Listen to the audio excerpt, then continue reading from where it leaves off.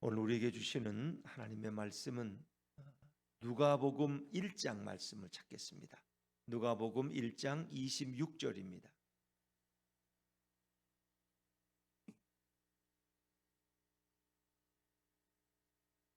신약성경 87쪽입니다. 누가복음 1장 26절부터 38절까지 말씀. 누가복음 1장 26절부터 38절까지 말씀을 저와 여러분이 한 절씩 교독하겠습니다.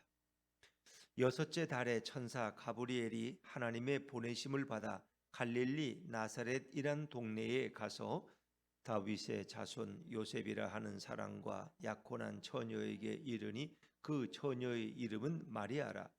그에게 들어가 이르되 은혜를 받은 자여 평안할지어다 주께서 너와 함께 하시도다 하니 처녀가 그 말을 듣고 놀라 이런 인사가 어찌함인가 생각하매 천사가 이르되 마리아여 무서워하지 말라 내가 하나님께 은혜를 입었느니라. 보라 내가 잉태하여 아들을 낳으리니 그 이름을 예수라 하라. 그가 큰 자가 되고 지극히 높으신 이의 아들이라 일컬어질 것이요 주 하나님께서 그 조상 다윗의 왕위를 그에게 주시리니 영원히 야곱의 집을 왕으로 다스리실 것이며 그 나라가 무궁하리라. 마리아가 천사에게 말하되 나는 남자를 알지 못하니 어찌 이 일이 있으리이까. 천사가 대답하여 이르되 성령이 내게 임하시고 지극히 높으신 이의 능력이 너를 덮으시리니 이러므로 나실 바 거룩한 이는 하나님의 아들이라 일컬어지리라. 보라 내 친족 엘리사벳도 늙어서 아들을 배었느니라. 본래 임신하지 못한다고 알려지니가 이미 6달이 되었나니 대저 하나님의 모든 말씀은 능하지 못하심이 없느니라. 같이 읽습니다. 마리아가 이르되 주의 여종이오니 말씀대로 내게 이루어지이다 하매 천사가 떠나가니라. 아멘. 할렐루야. 네, 오늘도 귀한 새벽에 은혜의 자리에 나오신 여러분들을 주님의 이름으로 환영합니다. 자, 우리가 어제 수요일 저녁에는 누가복음 1장 5절부터 25절을 중심으로 해서 사가랴 엘리사벳 가정에 임한 가브리엘 천사의 고지를 우리가 묵상했습니다. 예수님이 이 땅에 오시기 전에 예수님이 오실 길을 먼저 와서 준비할 세례 요한의 출생을 알리는 이야기가 앞에 먼저 소개되죠. 사가랴와 엘리사벳 부부는 나이가 많았지만 아이가 없었어요. 그러나 한때는 그것을 위해 간절히 기도했지만 응답이 없었어요. 그런데 이제 그가 제상이기 때문에 그 반녀를 따라서 예루살렘 성소에 와서 제사를 집례할 때 그 성소에서 그가 직무를 감당할 때 가브리엘 천사가 그에게 나타나서 말씀하는 거죠. 이제 내 아내 엘리사벳이 임신하여 아들을 낳을 것이다. 그리고 그는 큰 자가 되고 그의 이름을 요한이라고 하라. 그러나 이제 사가랴에서 그걸 받아들일 수가 없었어요. 왜? 내가 너무 나이가 많은데 어떻게 내가 그걸 받아들이겠느냐? 어떻게 믿으란 말이냐? 지금 이 나이에 내 아내도 늙고 나도 늙었는데 젊었을 때 자녀를 주시든지. 그랬더니 이제 그 징표로 그가 벙어리가 되어서 세례 요한이 태어나기 전까지 그는 벙어리로 지내게 되죠. 그리고 아이를 낳아서 그 이름을 서판에 요한이라고 쓸 때 입이 풀려서 벙어리가 풀려서 말을 하게 되는 정말 하나님의 놀라운 역사죠. 그래서 세례 요한이 태어나는 것은 아기 예수님보다 6개월 먼저.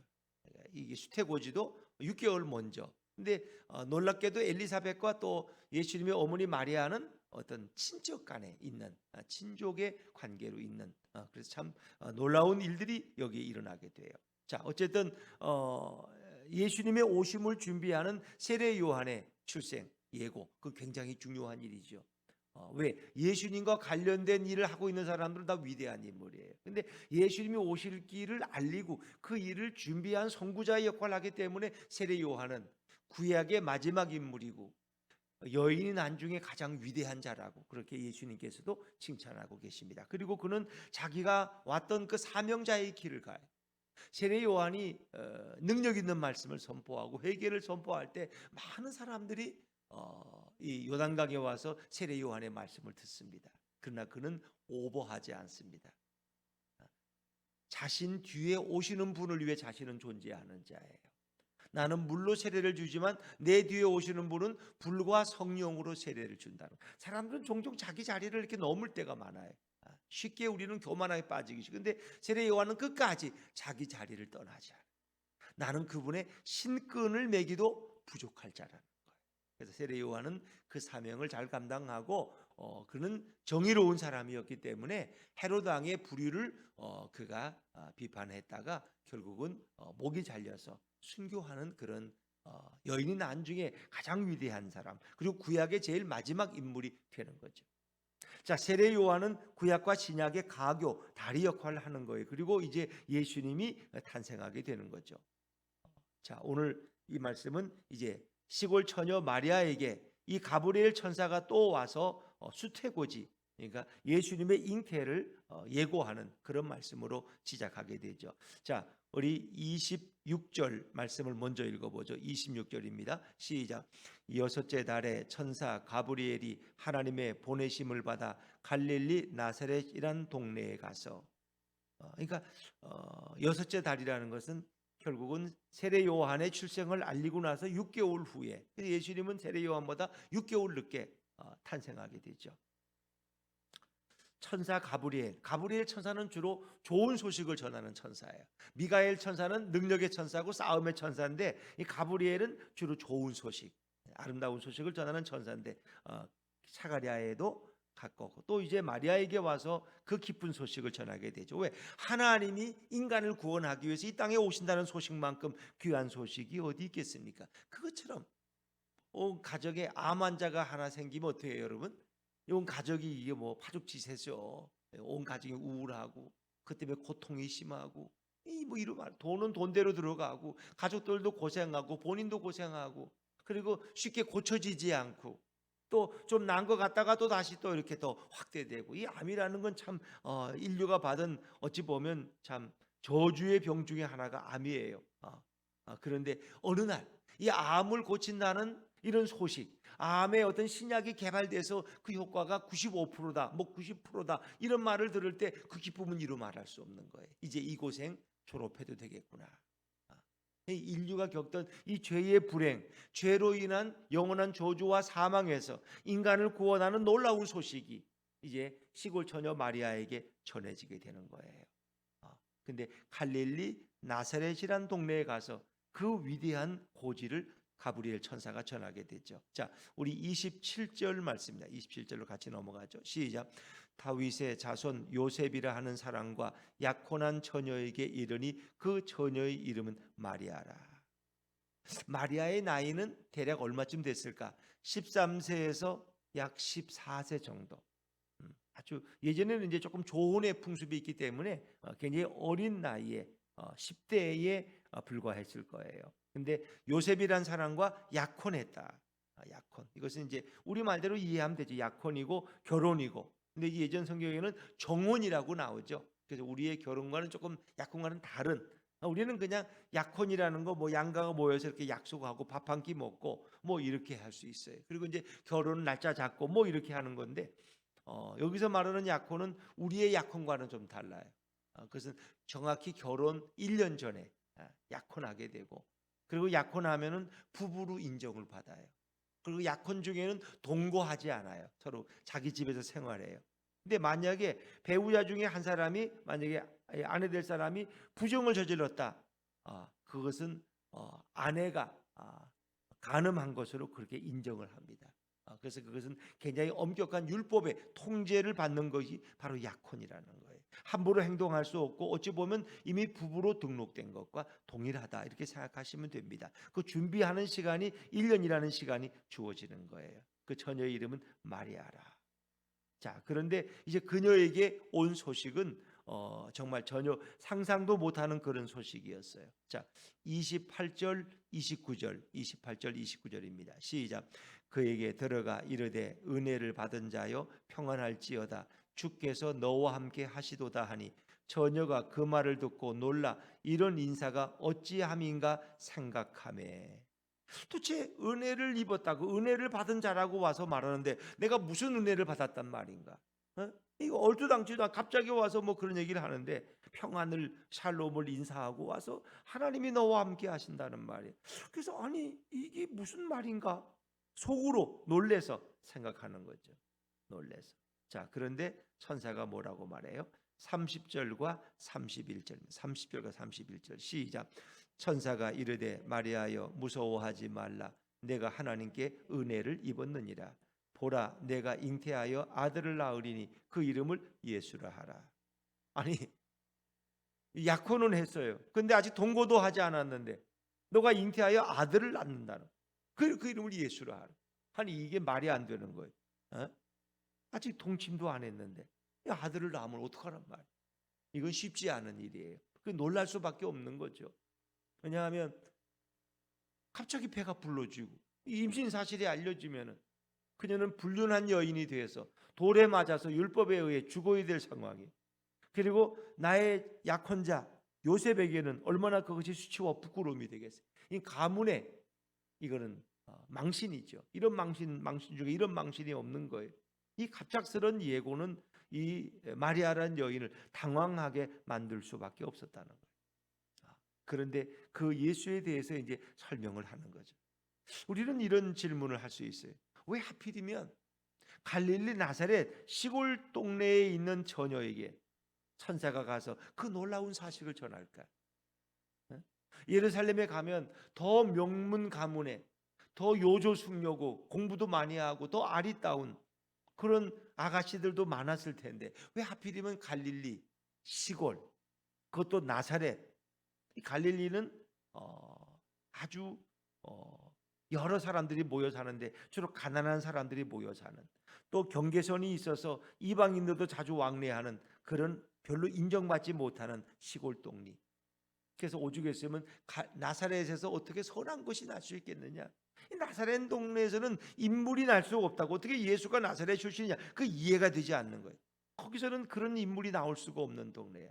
그런데 그 시골 동리에 마리아란 시골 처녀에게 가서 이 땅을 구원할 하나님의 아들이 이 땅에 태어난다는 놀라운 소식을 어떻게 전할 수 있느냐 말이에요. 요즘으로 말하면 저 강남에 아주 부잣집, 아주 명문 가문의 딸에게 가서 그런 소식을 알리면 모를까? 어떻게 이런 평범한 시골 처녀에게 이 놀라운 소식을 전할 수 있을까? 그렇죠? 왜 하필 시골 처녀 마리아일까? 그리고 다짜고짜로 뭐예요? 은혜를 받은 자요. 내가 은혜를 입었느니라. 그래. 은혜를 받은 자다. 은혜를 입었다. 이건 하나님의 주권적 선택입니다. 그 많은 여인, 시골 처녀들 가운데 왜 하필이면 마리아일까? 왜 마리아일까? 그것은 하나님의 주권적인 섭니다. 그 많은 여인들 가운데 하나님이 마리아를 고르시고 선택하신 거겠죠. 이건 그렇게 설명할 수밖에 없어요. 왜 하필 납니까? 우린 그렇게 말해. 아니 그 많은 사람 중에 왜 하필 납니까? 왜 우리 가정에 이런 일이 생겼습니까? 그건 모르죠. 그건 하나님의 섭리예요. 왜 하필 그 많은 여인들 가운데 마리아에게 가브리엘 천사가 찾아와서 그 얼토당치도 않은 그 엄청난 소식을 전할까? 더구나 그 예수는 보통의 인물이 아니에요. 32절 말씀, 32절을 같이 읽죠. 32절 시작. 그가 큰 자가 되고 지극히 높으신 이의 아들이라 일컬어질 것이요 주 하나님께서 그 조상 다윗의 왕위를 그에게 주시리니. 그는 보통 인물이 아니에요. 그는 큰 자가 되고 지극히 높으신 이의 아들이래. 지극히 높으신 이의 아들. 주 하나님께서 그 조상 다윗의 왕위를 그에게 주시리니. 다윗의 왕위를 그에게 주신다. 이것은 다윗의 후손 가운데 메시아가 와서 온 세상을 통치하신다는 구약의 예언을 성취하는 거죠. 또 31절 보라 내가 잉태하여 아들을 낳으리니 그 이름을 예수라 하라. 이것은 이사야 7장 14절에 임마누엘 예언을 우리에게 성취해 주는 거죠. 이스라엘이 어려운 가운데 있을 때 북이스라엘과 아람의 연합군의 침공을 받을 때 아하스 왕은 어쩔 줄을 몰라 바람에 나무잎이 흔들리듯이 백성들의 마음과 왕의 마음이 흔들리고 있었어요. 그때 이사야 선지자가 와서 우리가 이사야를 이제 쭉 살펴보고 있으니까 어? 보라 처녀가 잉태하여 아들을 낳으리니 그 이름을 임마누엘이라 하리라. 처녀가 잉태하여, 그 처녀라는 말을 쓰는 이제 그 알마겐이라는 말은 결혼하지 않은 처녀도 쓰지만 또 결혼한 젊은 여인을 가리킬 때도 쓰인다는 뭐 그렇게 해석이 있습니다만은, 하여튼 그것은 아기 예수의 탄생을 동정녀 마리아에게서 날 것이라는 이제 그 예언을 말하는 거죠. 그리고 그 이름을 임마누엘이라. 임마누엘이라는 뜻은 하나님이 우리와 함께 하신다. 그래서 예수님께는 구체적인 드러난 이름이 두 가지다. 임마누엘이라는 이름도 있고 예수라는 이름도 있다. 물론 그 의미는 이제 나오죠. 임마누엘은 하나님이 함께 하시고, 예수라는 마태복음 2장에 보면 1장에 보면 그가 그 백성을 죄에서 구원할 자이다. 2장 15절인가요? 소개가 되죠. 그 의미가 예수라 하라. 그런데 그가 그 나라를 다스리는 왕이 될 것이다. 33절입니다. 33절 같이 읽죠. 시작. 영원히 야곱의 집을 왕으로 다스리실 것이며 그 나라가 무궁하리라. 야곱의 집은 이스라엘을 가리킬 때 야곱의 집이라고 그러지만, 영적 이스라엘을 가리킬 때, 온 하나님을 섬기는 영적 이스라엘 백성들을 가리킬 때 야곱의 집이라고 그래요. 그러니까 새 하늘과 새 땅, 새로운 나라를 다스릴 왕으로 다스리실 것이며, 그 아이가, 그 예수라는 아이가, 그리고 그 나라는 무궁하다. 무궁하다는 것은 영원하다. 그 나라는 영원한, 그 나라는 사라질 나라가 아니고 어떤 정해진 나라가 아니고 영원한 나라다. 영원한 나라. 이런 고지를 받았을 때 마리아의 심정은 어떠했을까? 놀랐고 두려웠기 때문에 너에게 먼저 무서워하지 말라. 그리고 샬롬을 먼저 인사했겠죠. 무서워하지 말라. 하나님이 너를 선택하셨다. 하나님의 은혜가 너에게 임했다. 그렇죠. 이건 정말 마리아에게는 생각도 못했던 충격적인 일이었을 거예요. 우리가 궁중에서 이렇게 많은 나인들이라 그래. 여인들이, 궁중의 여인들이 있잖아요. 시녀들 뭐 나인들이라 그러죠. 근데 그 여인들은 다 누구의 여인이에요? 왕의 여인이에요. 왕의 여인. 왕이 누구든지 자기가 선택해서 동침할 수 있는 권한이 있는 그런 여인들이에요. 그런데 이제 그 여인들 중에 왕과 동침함을 잊게 된 여인을, 동침하고 나면은 신분이 달라져요. 신분이 그냥 나인이었고 시녀였는데 어느 날 갑자기 상궁이 돼요. 상궁. 이제 그의 계급이 올라가는 거야. 이제 그런 여인을 뭐라고 그래요? 함부로 누가 못해요. 성은을 입혔다. 성은을 입었다. 왕의 피를 받았다는 그런 얘기죠. 왕의 아이를 낳을 여인이 되었다. 참 놀라운 일이죠. 이제 그래서 그 여인은 누구도 함부로 할 수 없는 거예요. 그래서 그 순간부터 그의 부모들도 그 여인에게 존댓말을 해요. 왜? 성은을 입은 여인이기 때문에. 어찌 보면은 오늘 마리아란 아직 동침도 하지 않은 이 여인에게 하나님의 은총이 그에게 임했다. 하나님의 은혜가 그에게 임하였다라고 말할 수 있죠. 그러나 그 은혜를 거절할 수 있는 그런 의지는 이 여인에게 자유적으로 주어지겠죠. 그러나 여인은 결국 그것을 받아들이게 되는데, 자, 그러나 그것은 놀라운 일이에요. 34절 말씀, 충격적인 일이니까 이렇게 말할 수밖에 없었죠. 34절입니다. 시작. 마리아가 천사에게 말하되 나는 남자를 알지 못하니 어찌 이 일이 있으리이까. 남자를 알지, 이 알다라는 말은 야다라는 말인데 그 사람을 깊이 아는 것을 가리키는데, 이것은 주로 성적 관계를 가리키는 말이에요. 성적 관계. 어떤 성적 관계를 가졌다. 그것은 더 깊이 안다는 의미가 있겠죠. 나는 남자를 모르는, 남자와 동침한 적이 없는데 어떻게 이런 일이 내게 있을 수 있느냐. 항의할 수밖에 없죠. 너무 놀랍고 아직도 충격적인 일이에요. 자, 그러나 천사는 이제 자세하게 그 전후 설명을 해주는 거죠. 35절 말씀입니다. 35절 말씀 시작. 천사가 대답하여 이르되 성령이 내게 임하시고 지극히 높으신 이의 능력이 너를 덮으시리니 이러므로 나실 바 거룩한 이는 하나님의 아들이라 일컬어지리라. 성령이 내게 임했다. 성령. 그래서 우린 동정녀 마리아에게 성령으로 잉태하신 분이 우리 예수님이라고 사도신경에서 고백하잖아요. 그러니까 성령에 의한 출산이지, 성령의 역사지, 하나님의 역사가 임한 것이지, 인간의 어떤 동침이나 어떤 혈육의 관계에 의해서 탄생되어지는 것이 아니기 때문에 우리는 그것을 동정녀 탄생이라, 동정녀 탄생. 그래서 이 땅에 오실 예수님은 아담의 원죄의 영향을 받지 않으셔야 돼요. 원죄의 영향을 받지. 그리고 인간의 어떤 혈육을 통해서 오시는 것이 아니에요. 그것은 성령으로 잉태되고 성령으로 이 땅에 오셨기 때문에 천사가 그것을 설명하는 것이죠. 지극히 높으신 이의 능력이 너를 덮으시리니, 지극히 높으신 이가 바로 여호와 하나님을 가리키는 거예요. 그분의 능력이 너를 감쌀 것이다. 성령이 임해서 결국은 아이를 잉태하게 될 것이고 출산하게 될 것이다. 이렇게 나실 바 될 거룩한 이는 하나님의 아들이라 일컬어지리라. 이 거룩한 이는 바로 이 땅에 태어날 예수님을 가리키는 거죠. 그 구약에서도 거룩한 자, 거룩한 이는 주로 예수님을 가리키는 표현으로 많이 사용돼요. 그는 하나님의 아들이라 일컬어질 것이다. 너무 놀라우니까. 그래서 한 가지 좀 덜 안심시키는 이야기가 있어요. 그게 36절이에요. 36절 말씀 읽어보죠. 시작. 보라, 내 친족 엘리사벳도 늙어서 아들을 배었느니라.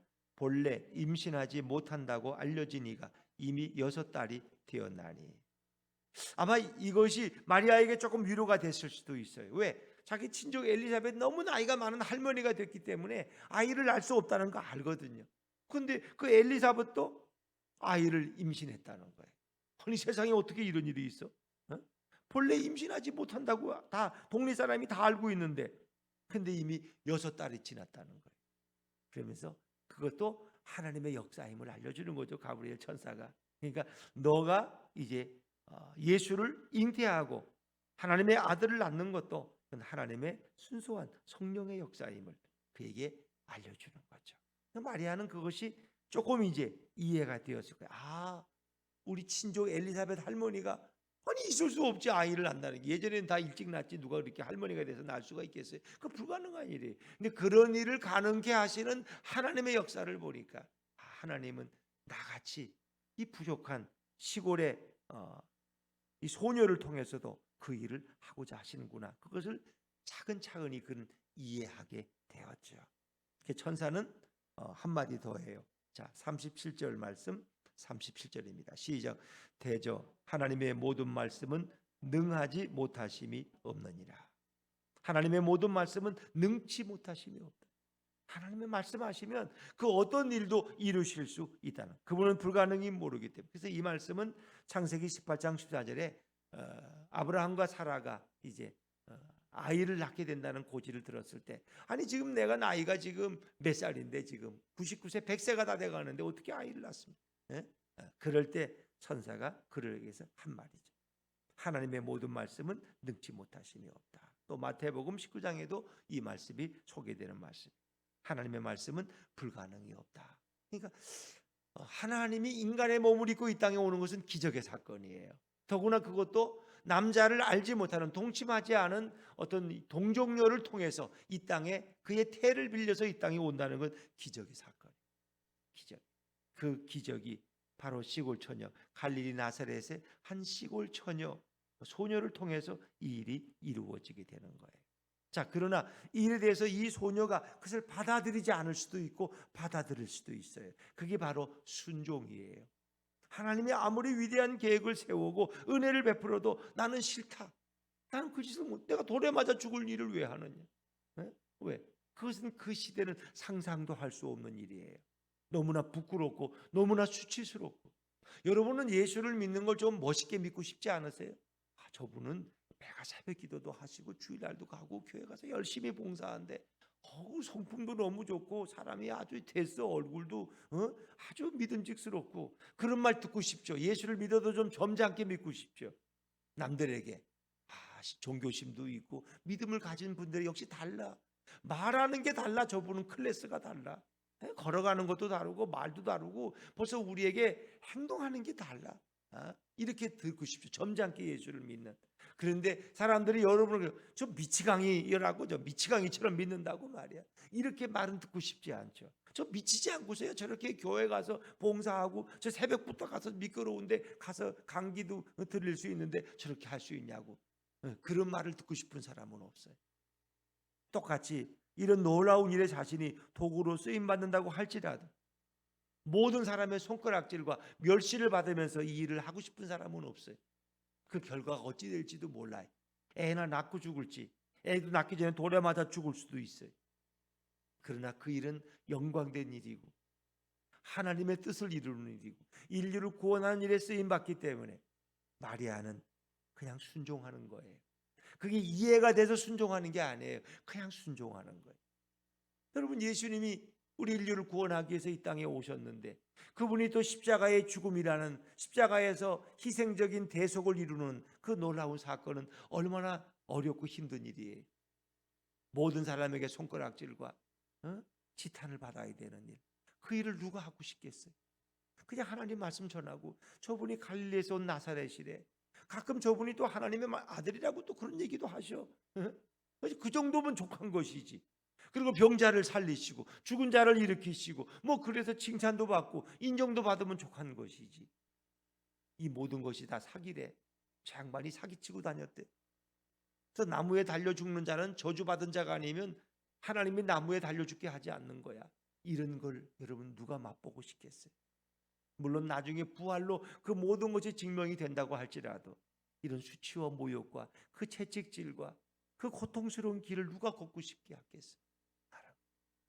정상적인 아이를 임신해서 10개월을 기다리는 것도 힘든데, 어려운데, 그래서 아이를 안 낳으려고 하는 사람들도 많은데 세상에 불륜의 씨앗이라고 남들이 손가락질하고 비웃고 그럴 텐데 뒤에서 수군거리고 그 소리를 들으면서 10개월을 견딜 만한 여자가 어디 있어? 태어나고 나서도 저 아이는 좀 이상해. 동침도 안 했는데 난 애가 저 집 첫 번째 아이래. 그리고 동생들을 또 많이 낳거든요.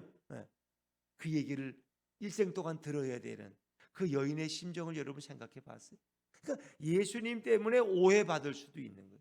예수님 때문에 비난받을 수도 있다는 거 여러분 생각하세요? 예수님 때문에 사람들에게 멸시받는 인생이 될 수 있다는 거 생각해 보겠어요? 근데 마리아는 그것을 믿음으로 받아들이고 그리고 그것을 순종해요. 자, 38절 말씀, 38절을 같이 읽습니다. 시작. 마리아가 이르되 주의 여종이오니 말씀대로 내게 이루어지이다 하매 천사가 떠나가니라. 아멘. 우리는 예수를 믿어도 미치광이처럼 광신자처럼 믿는다는 말을 듣고 싶어 하죠. 좀 그럴싸하게, 젠틀하게, 좀 멋있게. 그래서 저 사람은 교회도 다니지만 참 인격도 훌륭하고 역시 믿는 사람이 달라, 이런 얘기 듣고 싶어요. 근데 오늘 하나님의 아들로 이 땅에 오는 예수님을 그 몸에 받아야 되는 마리아의 심정은, 그거는 충격적이에요. 그런데 마리아가 뭐라고 그래? 주의 여종이오니, 예전 성경은 주의 계집종이오니 말씀대로 내게 이루어지이다 하매 천사가 떠나가니라. 말씀대로 내게 이루어지이다 하는 것은 두 가지 의미예요. 내가 순종하겠습니다. 내가 이 일을 그냥 받아들이겠습니다. 그러니 또 그녀의 믿음이 여기 있어요. 말씀대로, 오늘 천사가 와서 하나님 말씀 전했는데 그대로 내게서 그런 일이 일어나리라고 나도 믿습니다. 그걸 믿지 않으면 어떻게 순종할 수 있겠어요? 이게 만약에 잘못된 천사의 고지라면, 또 천사가 또 그러다가 몇 달 후에 와서 이게 취소됐어. 예루살렘의 처녀가 더 예뻐가지고 그쪽에서 이 아들을 낳겠대. 하나님께서 너는 취소됐어. 그거 어떡할 거야? 배는 부르고 임신을 했는데 이 아이는 아무것도 아니래. 그냥 이 말이 되겠어요? 그걸 믿었다. 내가 하나님을 어떻게 믿어? 내가 하나님 말씀을 어떻게 믿어? 그걸 뭘 믿고 내가 그걸 내 생명을 걸어? 이거 어렵잖아요, 여러분. 안 그렇습니까? 그런데 마리아는 거기에 모든 것을 다 걸었어요. 그것은 그 말씀을 신뢰했기 때문에, 그녀에겐 믿음이 있었기 때문에, 그리고 그녀는 순종했어요. 즉시로 순종한 거죠. 즉시로. 그래서 그걸 받아들였어요. 만약에 이 아이를 낳고 싶지 않으면 그 여인은 어떻게 하겠어요? 그 당시 하는 대로 뭐 아이를 떼는 약을, 유산시키는 약을 먹을 수도 있고 높은 데서 뛰어내릴 수도 있겠죠. 그렇죠? 그런데 마리아는 그것을 다 받아들여요. 그게 마리아의 훌륭함이죠. 그런데 이제 천주교에서는 왜 마리아를 숭배하느냐? 마리아는 동정녀라는 거예요. 동정녀. 남자를 알지 못하는 그런 여인, 처녀로 예수를 낳았다는 거예요. 그러나 영원한 동정녀론이 이제 천주교에 있어요. 그녀는 영원히 존경받는 분이기 때문에 남자를 모르고 일생을 살았다. 그래서 마리아는 훌륭하다는 거예요. 그러나 그거는 인정될 수가 없죠. 왜? 예수님의 육신적 동생들이 계속 태어났어요. 그것은 요셉과 동침해서 그 예수님의 동생들을 낳았어요. 그러니까 영원한 동정녀일 수는 없어요. 예수님을 잉태하는 그 순간은 동정녀였어요. 그러나 그 후에는 우리와 똑같이 이런 성관계를 통해서 예수님의 육신적 동생들을 낳았기 때문에 그 마리아에 대한 칭호가 영원한 동정녀라는 말은 합당하지 않다. 하나님께서 아름답게 쓰임 받은, 그래서 예수님과 관련된 모든 건 다 거룩한 거예요. 예수를 믿는 사람을 성도라고 부르고, 이 교회에서 쓰는 모든 기구들을 성구라고 불러요. 이 마이크도 성구고, 이 강대상도 성구고, 이 의자도 성구예요. 예수님을 전하는 것 관련된 것은 다 거룩한 거예요. 그러니까 예수님은 이 땅에 오시는데 그의 태의 역할을 한 여인은 물론 훌륭한 여인이죠. 거룩한 여인. 그리고 예수님이 오실 길을 예비한 세례 요한도 훌륭한 위대한 자예요. 그러니까 예수님과 관련된 것은 다 위대한, 그분이 하나님이시기 때문에, 그분이 우리의 구원자이기 때문에, 그래서 우리는 예수님이 얼마나 중요한 분인가 생각해야 돼요. 그분이 바로 하나님이시고 인간의 몸을 입고 이 땅에 오시고 우리를 위해서 그 십자가의 길을 걸어가신 그 예수님. 오늘도 우리는 예수님의 말씀에 순종하는 것이 얼마나 훌륭한 신앙인가를 또 한번 생각하게 되죠. 오늘 마리아의 믿음, 마리아의 순종을 통해서 하나님의 거룩한 뜻이 이루어져 나가는 것입니다. 저와 여러분의 순종을 통해서 오늘도 하나님의 거룩한 뜻이 날마다 이곳에 펼쳐져 가기를 주님의 이름으로 축원합니다.